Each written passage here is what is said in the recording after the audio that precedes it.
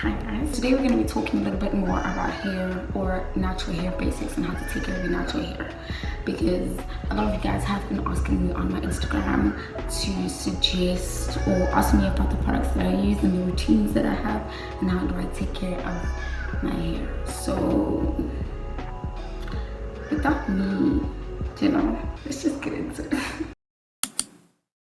Before we get into anything, I'd like to just put a disclaimer that by me recommending the products that I'm about to recommend, it doesn't necessarily mean that if you also now start using those products, your hair is going to look exactly like mine. I'm not promising you that. I'm just suggesting to you guys, telling you guys about things that I use in particular. Number two, I was just born with good genes.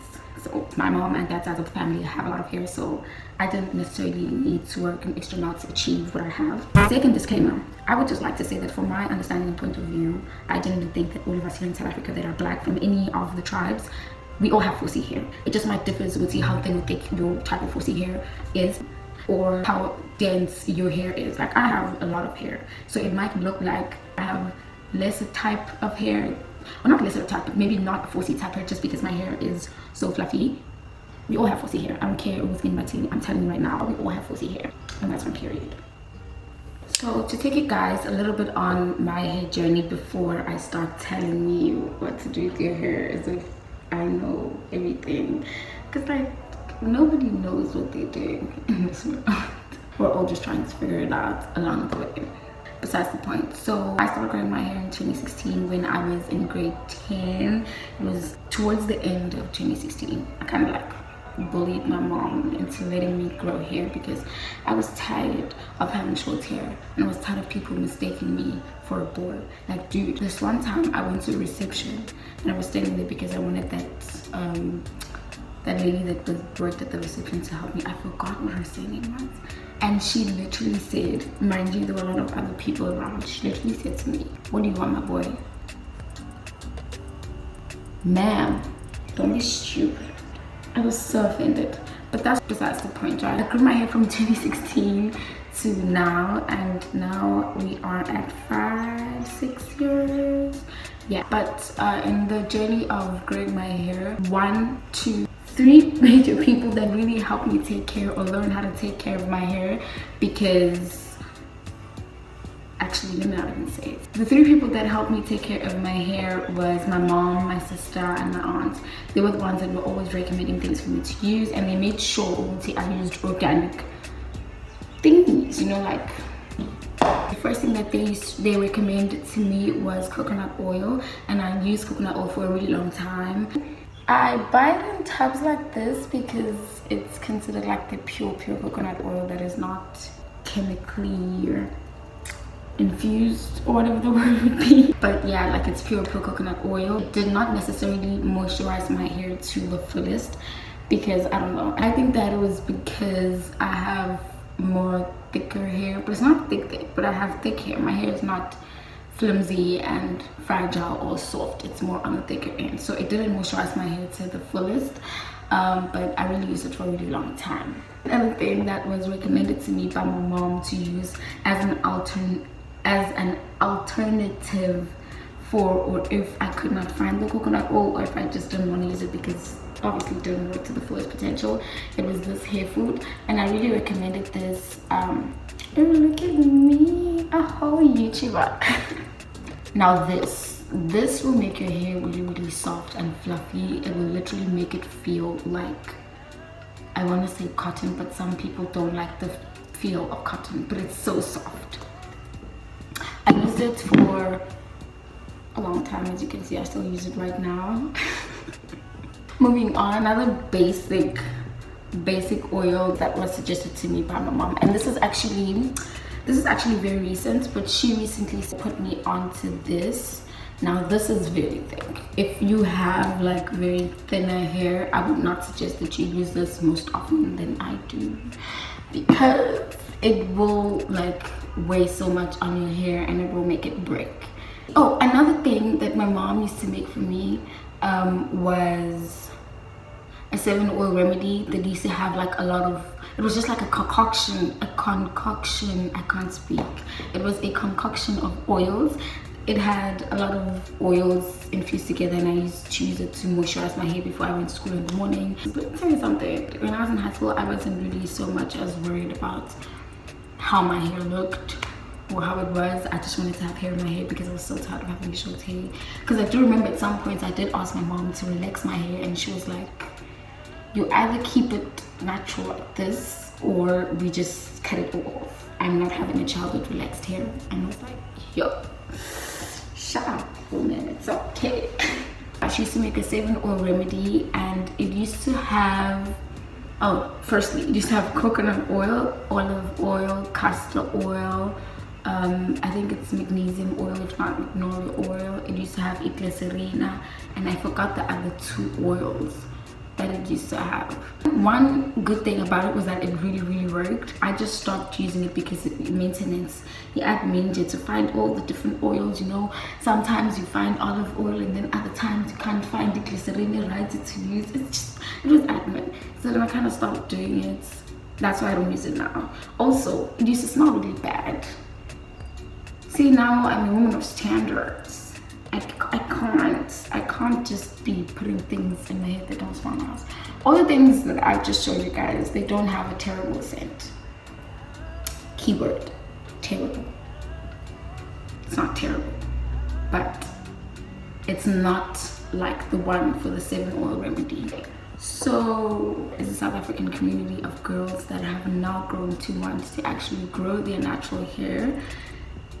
I, for one, can say it's very difficult to learn how to maintain your hair, what to do with it and what not to do. That's why I would say that it's really important to try and build a relationship with your hair so that you understand what the girly wants and what the girly doesn't want. Because, you know, as black people, our hair is very versatile. There was like a conversation that I had with a friend of mine. She posted on WhatsApp. It was like a question. She posted and was asking Gutsiye, do we think that the reason why most of us living in the age or in the generation that we are right now don't actually know how to take care of our hair because in the schools that we used to go to, they used to make us cut our hair. Namdinya Kumbula in primary school, well, not the second primary school that I went to, but in the first primary school, everybody used to cut their hair. So with that, our parents never actually got to learn how to take care or help us take care of our hair. We never actually got to know and practice how to take care of our hair in time. So now we're just all trying to, you know, get to the understanding before we actually call ourselves natural hair enthusiasts. Most of the things, or some of the things that I have found out for my hair or how to take care of my hair and make sure that I don't treat it badly, is that I'm very cautious of the types of hairstyles that I do. I'm very cautious of the types of products that I use. I do prioritize in using much more natural and organic things on my hair other than just rushing to using products like that actually have a lot of ingredients in them, you know. Which brings us to one of the, what I would like to believe is the most important things to understand in order for you to know how to take care of your hair better, and that is the types of oils we use. Because as you can notice, I'm very big on oils. Like, I moisturize my hair with oils. J. So I'm going to explain the whole oils type of story, or the way I understand it, in order to know how to better take care of my hair and make sure that it keeps or it stays nourished, right?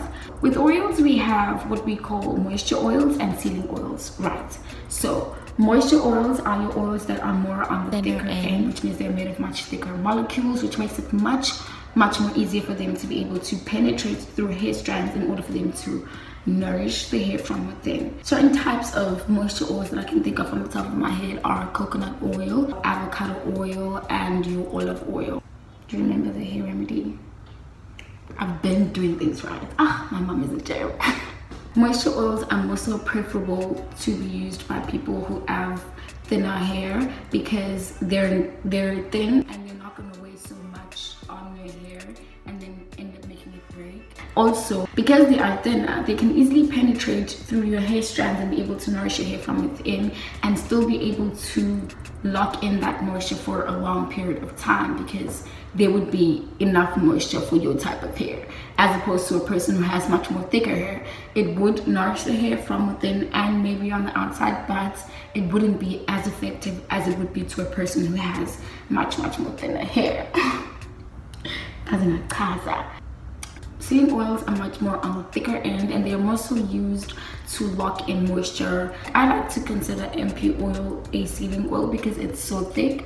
I don't know how it works on a person with thinner hair, but for me, it's thick, but it does what it needs to do because my hair does need thicker oils to moisturize. I cannot survive on just moisture oils on their own. A few examples of sealing oils are your castor oils, Jamaican castor oils in particular, grapeseed oil, and your jojoba oil. I am looking into trying brands for African hair and see what I can do.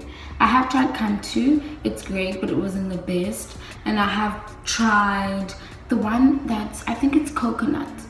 It smelled great and it made my hair really soft and black. I will not lie. I'm yet to try custard and honey, and I'm yet to try Auntie Jackie. I want to try Auntie Jackie. Maybe I can do a video, my first stay-at-home wash day, because I've never washed my hair at home. I always wash it at the salon. Some salons do justice, but some don't. You know, sometimes I just feel like when people want to start salons, they just take any and everyone who says they can't actually braid. They don't actually maybe do interviews or something to see if they actually know how to braid people's hair and if they're actually good with customers. Because sometimes you walk in a store with your hair out and you want to wash it and people just like, okay. So like you'd be in the middle of washing my hair and the moment you just touch it, you're like, okay, why relax and relax it. This is my hair and this is how I like to keep it. That is it for today's video. I will see you in the next one. You guys make me so happy.